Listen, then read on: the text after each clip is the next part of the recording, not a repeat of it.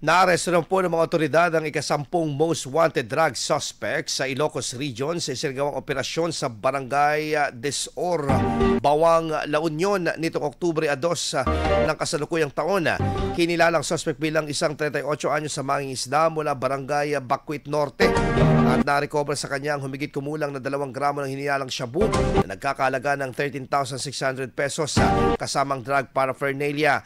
Ang operasyon ay isinagawa ng Bawang Police Station katuwang iba pang unit ng pulisya at sa pakikipag-ugnayan ng PIDEA Region 1. Ayon sa mga otoridad, malaking tagumpay ito laban sa illegal na droga, patunay ng pagpapatuloy ng kampanya kontra high-value targets.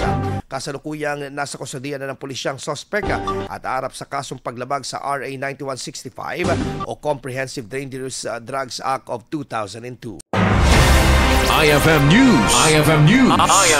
IFM News.